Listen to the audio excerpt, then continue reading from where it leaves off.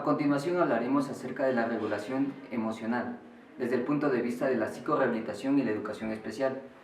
Este tema es sumamente importante e influyente en nuestro diario vivir. Es por eso que la regulación emocional tiene que ser tomada en cuenta desde diferentes puntos de vista, como es la emoción, la cognición y el comportamiento. ¿Cuál es la importancia de regular las emociones? ¿Cómo se procesa la regulación de la emoción en cada persona? ¿Y qué estrategias de afrontamiento podemos usar de manera individual y de forma adecuada? Y estas y muchas más inquietudes vamos a despejarlas a continuación con nuestros compañeros.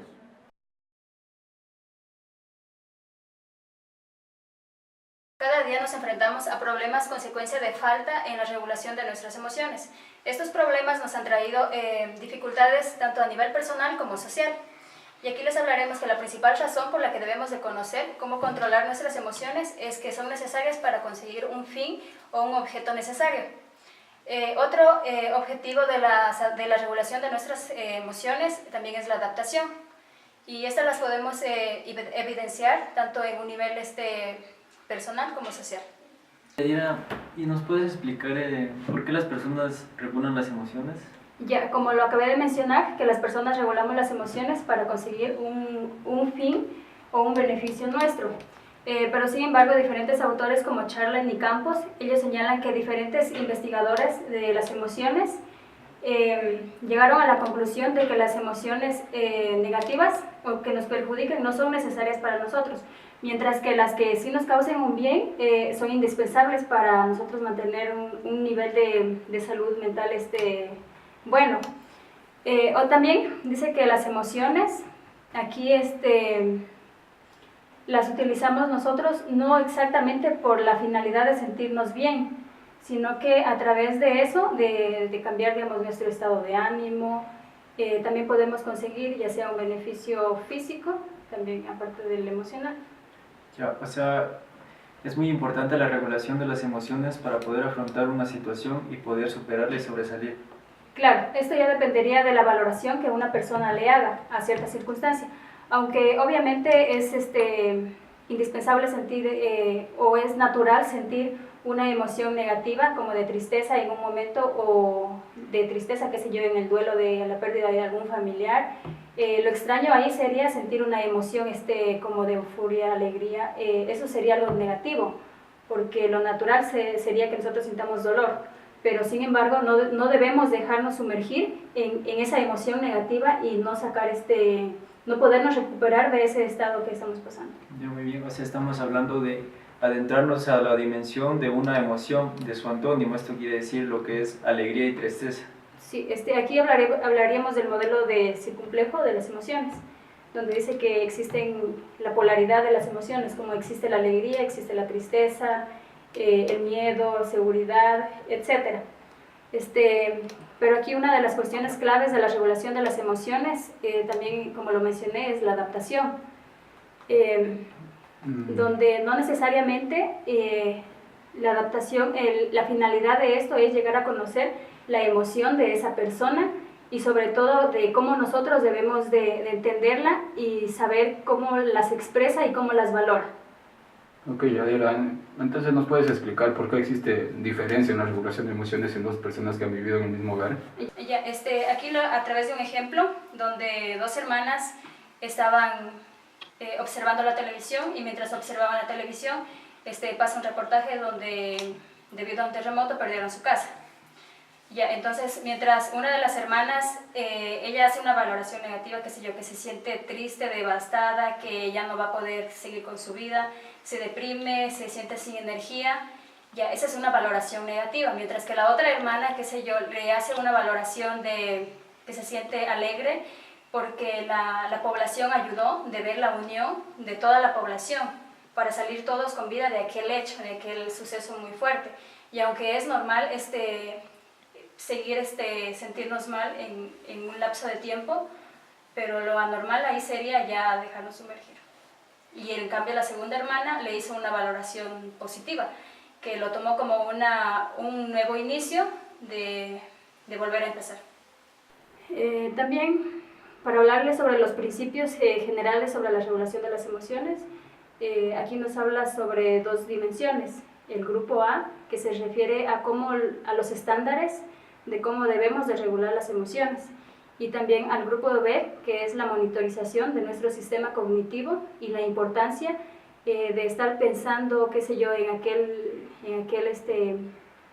hecho que nos perturbó, estar pensando en eso, y eso que nos perturba, nosotros sacarlo más, o sea, no evitar que nos haga daño, sino que dejarlo ahí que continúe. También sobre el modelo circunplejo de las emociones, como lo acabé de mencionar, existen dos, que una que parece estar hablando de la intensidad de las emociones, que los diferentes investigadores lo llamaron como arousal, que es el nivel de activación o la atención que le da nuestro sistema cognitivo también a ese hecho. Y la otra que parece estar hablando que parece estar relacionada con el hecho de cómo valoramos aquella situación, ya sea negativa o positivamente. Ya, o sea, estas dos dimensiones van de la mano frente a las situaciones emocionales que las personas tenemos. Pero aquí van dos aspectos también igual, como es dos razones. Una que es innata, como nuestro temperamento, y las otras razones que son aprendidas, como nuestra historia personal, relación con nuestra familia, experiencias propias, e incluso reglas socioculturales. Pero aquí no depende de eso, sino de cómo la persona lo afronta y de no sentirse autosuficiente o no creer que tiene oportunidades de sobresalir. Ya, muy bien, bueno, para un poco aclarar lo que tú nos estás diciendo, aquí tenemos lo que son las razones estas son las razones por las que el método circunplejo del afecto es de utilidad en las regulaciones de emociones. Así como tú lo mencionas, el temperamento, que es innato en las personas, que es el temperamento, y también tenemos la historia familiar. El temperamento, esto nos dice que es el carácter o la forma de ser de la persona. Y en cuanto a la historia familiar, esto es como el ejemplo que tú nos pusiste, que es las vivencias con la familia, con los padres, sus experiencias propias, y estas son aprendidas. Aquí también un tema muy importante que todas las personas pasamos es el sufrimiento, el cual nos dice que del sufrimiento se aprende mucho, pero el problema es cuando la persona no puede sobresalir ante esta situación por la falta de autoeficacia, en la cual yo creo que es recomendable y es de suma importancia saber lo que es la inteligencia emocional, en la cual son 4 puntos que se basan para tener una inteligencia emocional que nos ayuda a la regulación emocional, como es la percepción, la evaluación y la expresión de las emociones. Asimismo tenemos la facilitación del pensamiento emocional, tenemos la comprensión emocional, y aquí ya que es el cuarto paso, que es la regulación emocional, en la cual tenemos esa capacidad para poder afrontar una situación, es decir, a esa experiencia que tenemos podemos nosotros afrontarla.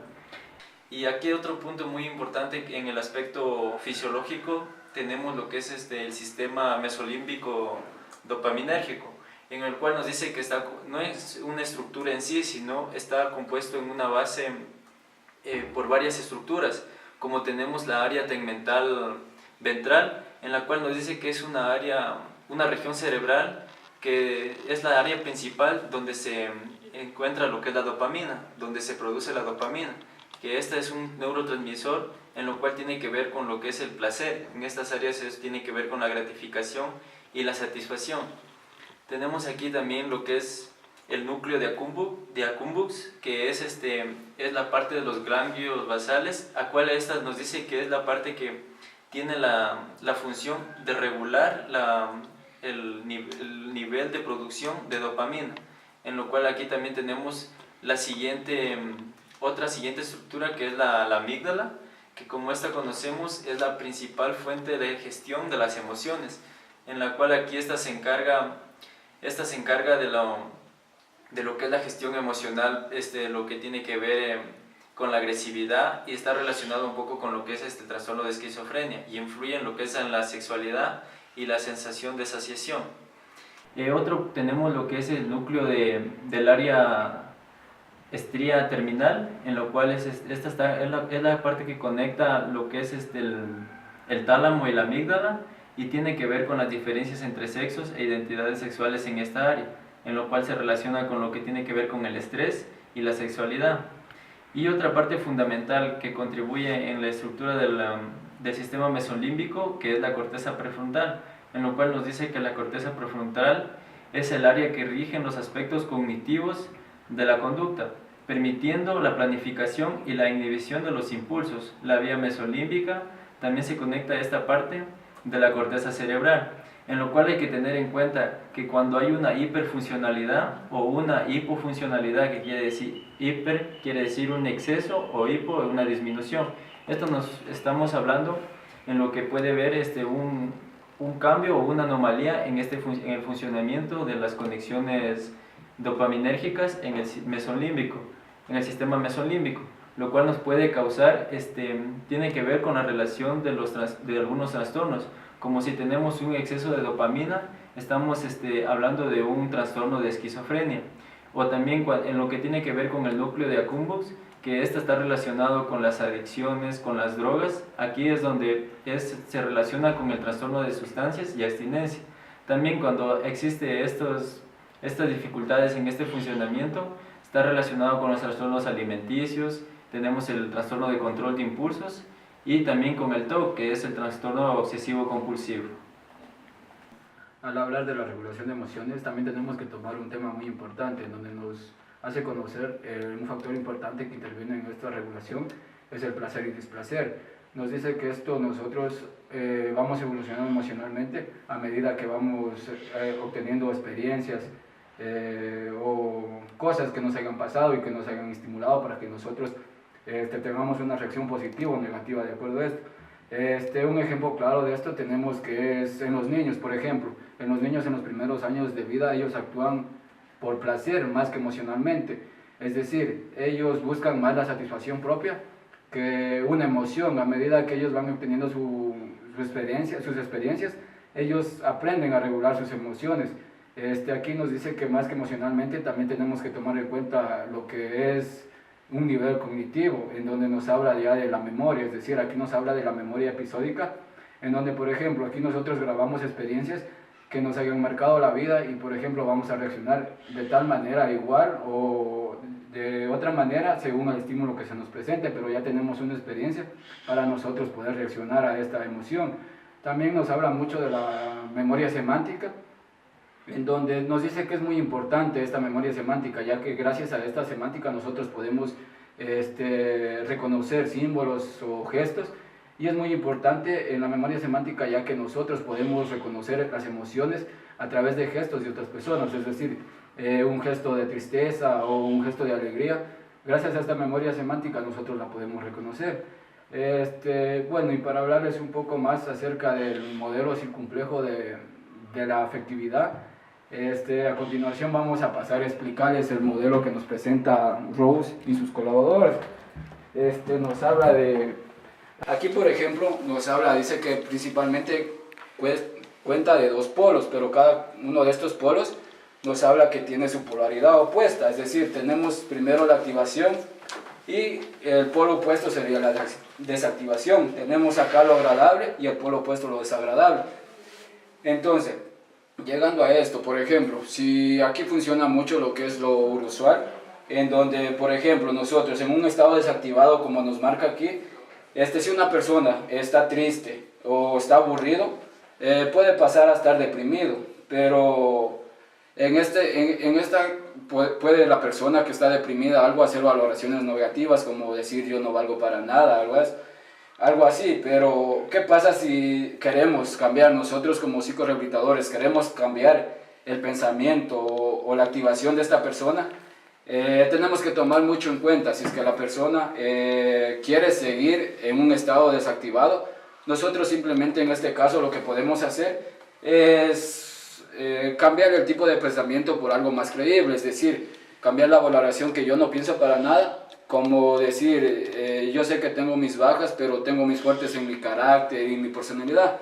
Yo creo que en este caso la psicorehabilitación cumple un papel muy importante, no tanto en aspectos mentales o trastornos mentales como lo que está enfocada nuestra carrera, pero por ejemplo, aquí por ponerles un ejemplo, digamos, yo creo que influye mucho lo que son los factores psicológicos como también los factores biológicos, es decir, nosotros al mantener un trastorno mental o a contraer una enfermedad psicológica como estar estresados o algo, nosotros podemos contraer dolores físicos, lo que ya está influyendo, digamos, en un estado biológico. Y pasa lo mismo cuando nosotros estamos, digamos, hay personas que por ejemplo tienen unas enfermedades, lo cual puede ocasionar un problema psicológico al mantenerse, digamos, con comportamientos que ya no voy a salir o algo, puede contraer una enfermedad mental. Por eso cabe recalcar la importancia que tiene la psicorehabilitación dentro de todos los ámbitos, porque nosotros, digamos, como futuros profesionales, podemos ayudar mucho a la recuperación de esto, porque si una persona que está enferma y no se siente mentalmente, no va a tener las mismas fuerzas como para poder decir, yo sigo con entrenamiento y salgo adelante. Pasando de nuevo a lo que es el modelo psicocomplejo de la afectividad. Aquí nos habla, en cambio, que nosotros como psicorehabilitadores, al estar en un estado desactivado, como es deprimido, podemos cambiar a un estado de activación, en un estado jubiloso. Pero en este caso, Rose nos hace la aclaración que no debemos confundir aquí y que tenemos que tomar muchos aspectos. En este caso no podemos cambiar de deprimido a excitado o jubiloso, porque ahí estamos hablando de una bipolaridad. Como bien sabemos, la bipolaridad es un estado brusco, un cambio brusco de estado de ánimo. Entonces lo que nosotros tenemos que tomar en cuenta aquí los diversos factores que nosotros podemos considerar como terapéuticos. Podemos considerar, digamos, con vectores, yo me refiero a estímulos que se le puede presentar. Aquí hablamos de una enfermedad crónica como es la esquizofrenia. Algo importante que también tenemos que conocer, hablando de la regulación de las emociones, son los diversos factores que nosotros podemos utilizar como futuros profesionales. Dentro de esto tenemos lo que es la desactivación o activación. Dentro de estos vectores me refiero a que son estímulos que nosotros podemos utilizarlos para activar o desactivar el estado emocional de una persona. Dentro de esto pues, podemos considerar, digamos, factores biológicos en donde nosotros podemos redimir a otro profesional que pueda medicar a las personas que padecen trastornos crónicos como es la esquizofrenia. Ellos necesitan de medicamentos para regular estas emociones, porque si no, como sabemos, estas personas son agresivas o impulsivas. Entonces, para controlar esto, nosotros simplemente redimimos a otro profesional para que pueda medicar. También podemos utilizar factores físicos, ya sea, digamos, cuando estemos en un estado de ira o euforia, nosotros podemos hacer ciertos tipos de ejercicios que nos van a ayudar a relajar, o técnicas como hacer yoga, entre otras. También tenemos lo psicológico, en donde podemos hacer técnicas de relajación para que las personas controlen sus emociones. Otro vector que podemos considerar también sería un vector clínico, en donde estos pacientes, de acuerdo a su historial clínico o el paciente o el profesional que lo haya atendido, estos pacientes simplemente pasarían internos y estarían bajo control de algún profesional en el estudio de este caso. O sea, es muy importante lo que tú nos dices, en lo cual estamos hablando, basándonos en lo que es el aspecto del trabajo multidisciplinario, en lo cual desde aquí nosotros como, en los aspectos que tú mencionas, nosotros como psicorehabilitadores podemos contribuir en lo que es el aspecto de la estructura cognitiva, en lo cual podemos ayudar en lo que es en las emociones a categorizarlas, situarlas y clasificarlas. Esto en lo cual podemos en la persona ayudar a formar un esquema mental que le pueda contribuir en una excelente regulación emocional para poder lidiar contra el problema o trastorno que presenta, ya que estas personas se las puede considerar como personas legas. Esto quiere decir personas no expertas en lo cual tienen alguna dificultad en esto, lo que tiene que ver en la regulación de las emociones. Las emociones básicas, como el miedo, la alegría, la tristeza, la ira y el asco. El miedo es una sensación angustiosa provocada por la ausencia o por la persistencia de un peligro, sea real o imaginario, ante la respuesta del estrés y una respuesta concebida como la lucha y la huida. En el sistema endocrino, la amígdala es donde se producen las sensaciones de alerta. En esta podemos ver lo que es la oxitocina, que tiene un efecto inhibidor del miedo. Existen reacciones fisiológicas, como son el corazón y la respiración que aumentan, el cuerpo tenso y el estómago se cierra. La ira es un estado emocional que varía de intensidad, yendo de una irritación leve a una furia intensa. Eso es una conjunción de sentimientos negativos que generan enojo e indignación. El sistema límbico es el que dirige nuestras sensaciones y emociones primitivas, relación con la supervivencia. Algunas reacciones fisiológicas que podemos observar aquí es la mueca, el rubor, el aumento del ritmo cardíaco, el aumento de la presión sanguínea y el aumento de la adrenalina. La tristeza es una emoción que activa el proceso psicológico que nos permite superar las pérdidas. El sentir tristeza nos permite empatizar con los demás y así crear redes de apoyo y de consuelo. Reacciones fisiológicas como el llanto, el cansancio, el leve incremento del ritmo cardíaco, el pulmón débil, la voz baja, ahogos, el dolor torácico, la boca seca, el corazón y palpitaciones son reacciones fisiológicas que podemos observar en estas emociones. El asco se define como una impresión desagradable que causa repugna. En la ínsula y el asco, esta está relacionada con la activación de la ínsula anterior, en la que también se activa con las sensaciones de desagrado o dolor en los intestinos.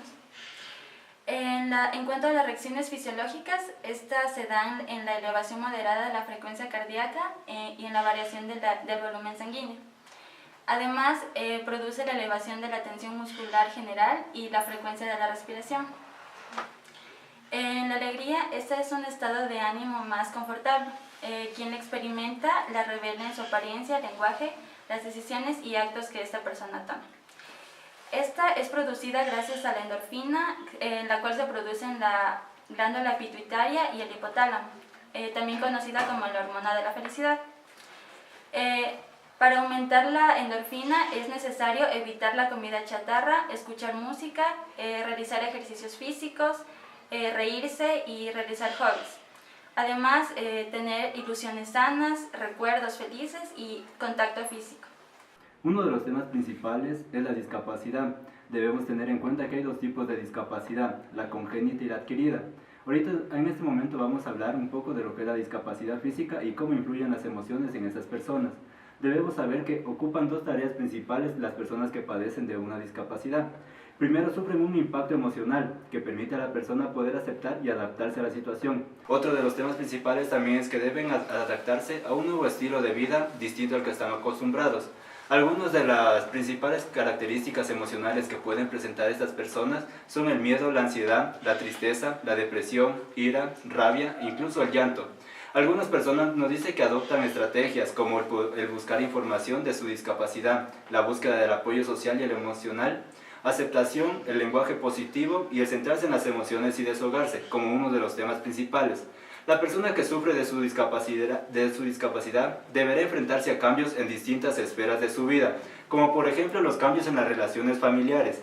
Puede ser que aquí la persona sufra de la disminución de la comunicación entre su familia, los cambios emocionales, los sentimientos negativos que puede presentar esta persona. Esta persona puede sentir impotencia, malestar, culpabilidad, soledad y sentirse triste a la vez.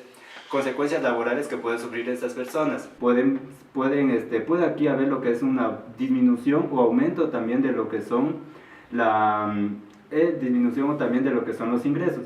Y también puede haber la disminución de las actividades del ocio. Las personas aquí llegan a restringirse a la sociedad y llegan también incluso a abandonar el trabajo. Entre las emociones que una persona con discapacidad pueda experimentar, nos dice que son muy numerosas, pero en este momento hablaré de algunas que pueden presentar principalmente. La ansiedad, que por el miedo a las limitaciones futuras, es una emoción normal que puede presentar una persona. A su vez puede resultar como protectora, pero así ante un peligro o amenaza, el organismo se moviliza exhibiendo la actividad y la tensión. La tristeza. Es habitual que la tristeza se encuentre acompañada de baja autoestima, desánimo y en ocasiones culpa e indignidad. La tristeza también repercute en el comportamiento del individuo y se muestra más aislado y menos comunicativo. En el miedo, estas personas nos dice que nos ayuda a detectar y evitar amenazas y que por tanto no solo será vital para sobrevivir, sino también preservar un mínimo de la calidad de vida.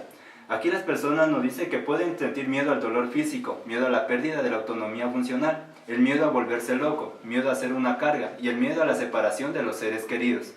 La agresividad y negatismo. Algunas personas no desean saber nada de su discapacidad, se aíslan de los demás y se encierran en sí mismos rechazando todo tipo de ayuda y queriendo hacer ellos mismos de forma individual. Otras personas, por lo contrario, desean saber mucho de su discapacidad y como consecuencia llegan a leer todo lo relacionado con ello. Y en ocasiones esto también puede generar en esas personas ansiedad y agresividad. Debemos también tener en cuenta, y es muy importante saber el tipo de que se presenta la discapacidad, la frecuencia y si estas también llegan a dañar las actividades que realiza la persona. Es muy importante hablar de la discapacidad auditiva.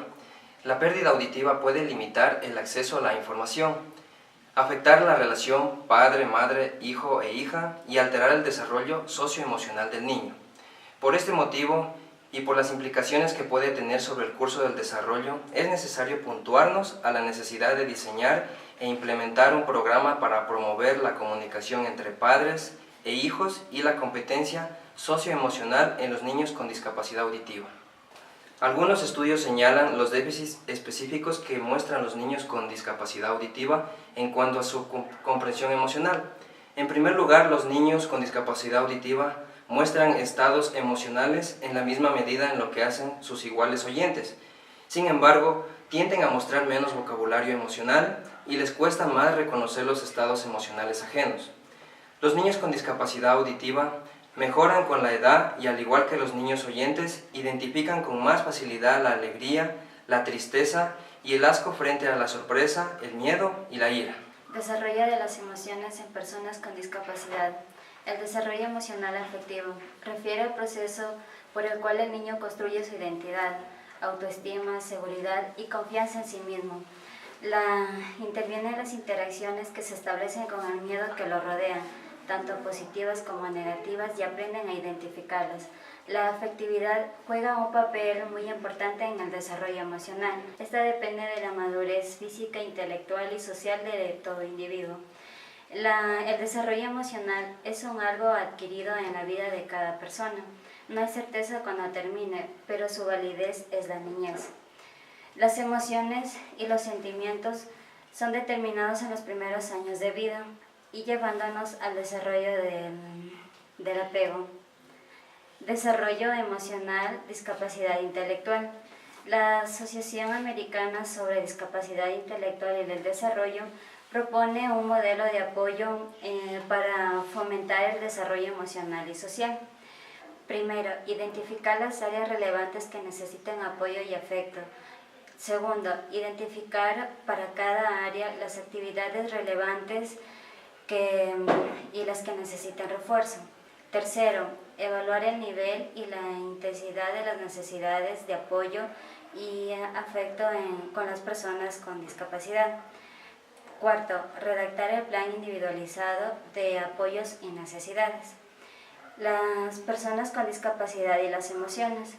Las personas con discapacidad adquieren habilidades necesarias para expresar sus propios sentimientos y emociones de modo socialmente apropiado, ya que en ocasiones pueden tener reacciones desapropiadas ante emociones desagradables, como cambios o frustraciones, y agradables como euforia excesiva.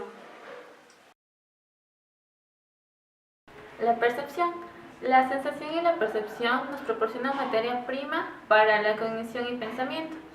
Nuestros procesos mentales más sofisticados comienzan con la identificación y la interpretación de los estímulos. Cuando nos encontramos en un estado afectivo negativo, tendemos a ver las cosas de una manera poco racional y poco realista. La percepción presenta dos problemas fundamentales, donde tenemos mucha información o donde no poseemos nada de información. en donde el sistema cognitivo posee medios necesarios para interpretar y poder entender el material que nos proporcionan los sentidos. Tenemos el proceso de abajo hacia arriba, donde son guiados por los estímulos externos, y los procesos de arriba abajo buscan extraer información sensitiva y se encuentran guiados por conocimientos y experiencias previas. Ambos procesos se dan en forma simultánea. Cuando más control tengamos de la situación, más procesamos como el mundo realmente es. Interpretamos para reducir el esfuerzo cognitivo que implica el interactuar con el mundo exterior. Una rápida interpretación reduce el esfuerzo, pero en ocasiones esta interpretación nos da malas jugadas. Para el psicólogo es muy importante en la interpretación de problemas de sus clientes. Puede que objetivamente el problema no sea el cómo las personas lo ven, pero lo perciben. Entonces el trabajo consiste en que nosotros podemos ayudar a reinterpretar la situación y dar a conocer las consecuencias de lo que puede suceder. La atención es un depósito de energía que está limitada por recursos sensoriales disponibles para captar y gestionar la información. Nosotros no somos capaces de prestar atención a todos los estímulos visuales y auditivos de nuestro alrededor, y esto pasa lo mismo con las emociones, ya que el estímulo es percibido y hace un proceso emocional, y nosotros damos también con una respuesta fisiológica. Durante el proceso consciente, nuestra atención tendrá un papel fundamental. La inteligencia emocional como capacidad. Se ha puesto en evidencia que los varones, por cultura y otras razones, tienden a ser triunfalistas, sobre todo durante su adolescencia. Y las mujeres adolescentes parecen estar de un lado más pesimista, aunque al menos conscientes de que algo va bien con ellas. No es la situación general entre los adolescentes, pero los sujetos investigados fueron seleccionados siguiendo un solo patrón: triunfalistas versus los pesimistas. En dicho estudio se evaluó la inteligencia emocional usando una tarea cognitiva, algo compleja para su edad, aunque las mujeres emocionalmente inteligentes asumen que pueden salir de una mala situación con el apoyo del grupo de referencia. Mientras que los varones emocionalmente inteligentes en estas edades apuestan por centrarse en sus logros. Sin embargo, los varones triunfalistas y las mujeres pesimistas no mostraron niveles de inteligencia emocional. De alguna manera, comprender y manejar las emociones les ayuda a percibir y valorar más adaptativamente que a los que no sacaron tan buena puntuación. En caso del estudio que les realizaron, la inteligencia emocional se la define como la capacidad de las personas para percibir, facilitar, comprender y manejar la información emocional, tanto en contextos personales como interpersonales. Percibir emociones implica recibir información de una adecuada, ni expresar más que lo que siente, ni menos, ni valorar más de lo que, ni menos de lo que es. Se interpreta lo que es, y no es más que eso. Comprender emociones es algo que seguiremos viendo más adelante, y entenderlas es necesario para regular y categorizarlas. En un trabajo reciente liderado por Paulo López, los revisores nos hicieron ver de esta forma: gestionar las emociones es un proceso más amplio que podría incluir la regulación de ellas y la regulación cognitiva de las emociones, pero implica un plus de conductas dirigidas por estímulos emocionales hacia un fin determinado.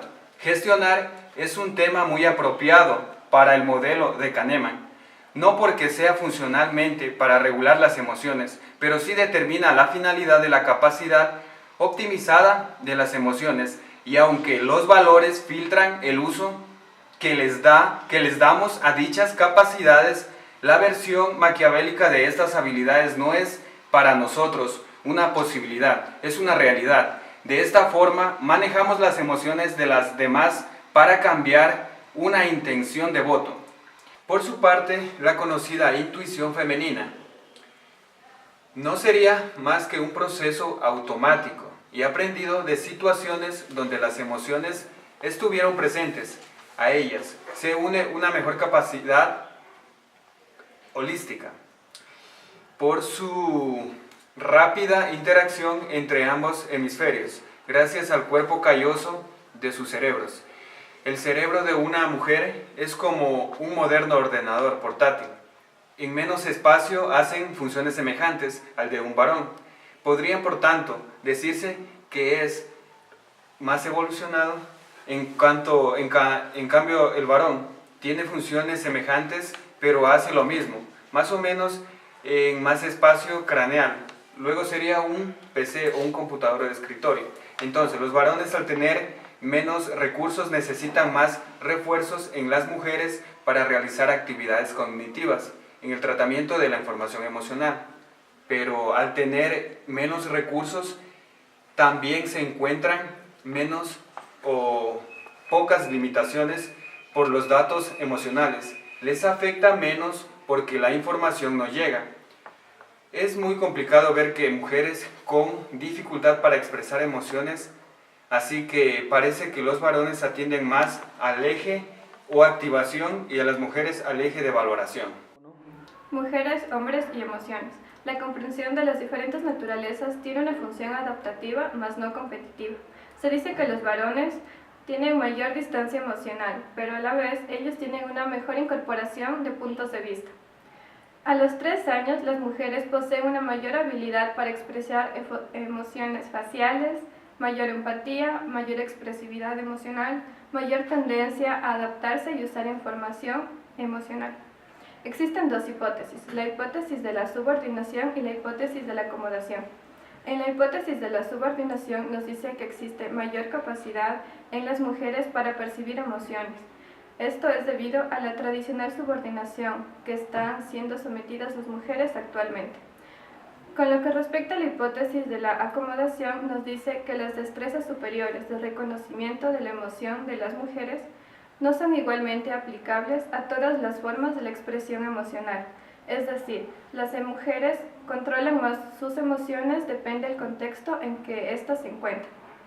Según Snodgrass, De Paula y Zuckerman, nos dicen que en la adolescencia existe imprecisión para captar la información emocional en ambos sexos, pero con el desarrollo las mujeres mejoran las destrezas de reconocer emociones, lo que les permite acomodarse mejor socialmente. Con esfuerzo, los varones mejoran su habilidad para percibir las emociones. Esto tenemos que tener en cuenta que no pasa lo mismo con las personas con discapacidad, ya que depende a la discapacidad que ellos tengan, depende mucho de lo que es la regulación emocional. Por ejemplo, una persona con síndrome de Down va a tener mayor afectividad y expresar más sus emociones que una persona que posea discapacidad física, visual o auditiva, ya que estos tienden a reprimir las emociones o a aislarse socialmente. La expresión de las emociones en cuanto al género, tenemos que las mujeres existe mayor sensibilidad no verbal, observan más a los otros, lo que les permite recoger más cantidad de información no verbal. En cambio, en las niñas enmascaran las emociones y sonríen más. Según Caroline, nos dice que las chicas regulan las expresiones emocionales mejor que los chicos. Esta teoría la comprueba Davis, el cual nos dice que las chicas tienen motivación para regular la expresión emocional.